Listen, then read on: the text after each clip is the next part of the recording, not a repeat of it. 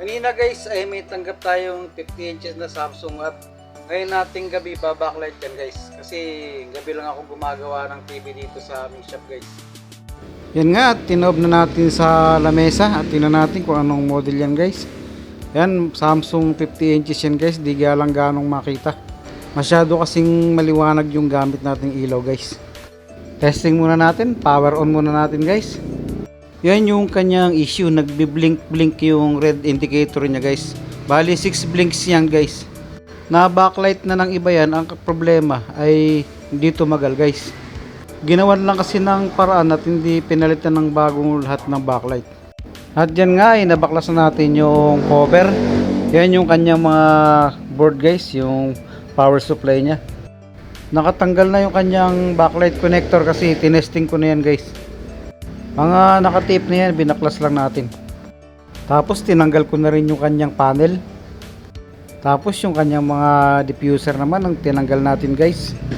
Tapos testing muna natin isa-isa yung mga layer ng backlight guys kung okay ba siya. Yung sa baba ay okay naman. Yung pangalawa ay okay din.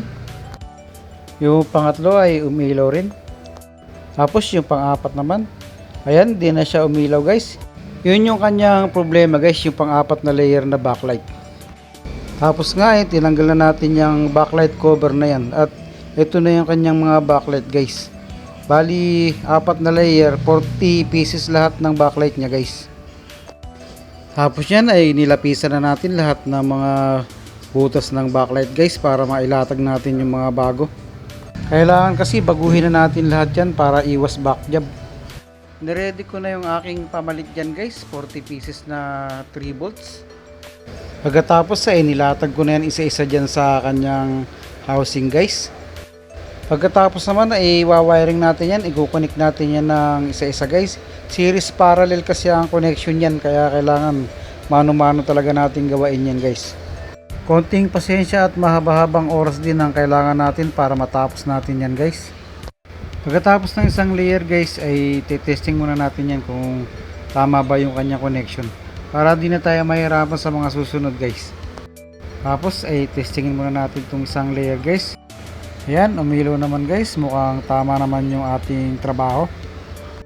Pagkatapos naman nating ma-wiringan lahat ng backlight guys ay kakabit muna natin yung mga accessory niya para matesting natin kung umiilaw na ba lahat ng backlight niya guys.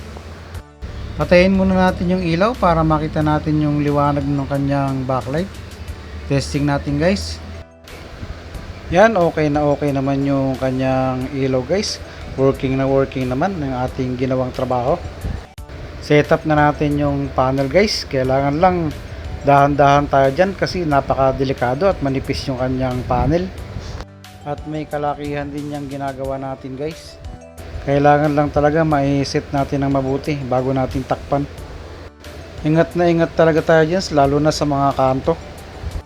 Tapos yung frame naman na pang-ipit sa panel lang kinabit natin dyan guys. Yung Samsung kasi walang kahit isang screw yan, kaya kailangan ipit na ipit talaga ang pagkakalagay natin ng mga accessories nyan. Baka imbis na kumita ay mag-abono pa tayo sa disgrasya. Pagkatapos sa harap ay dito naman tayo sa likod, ikabit na rin natin yung mga ribbon yan sa tikon guys para matesting lang natin maya maya.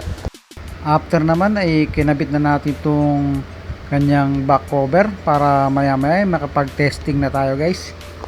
Itayo muna natin kahit pasuhi guys. Ayan, testingin na natin guys. Ayan, okay na, may display na siya guys. Thank you Lord na ulit tayo dyan guys kasi successful na yung ating trabaho. Lagyan natin ng source.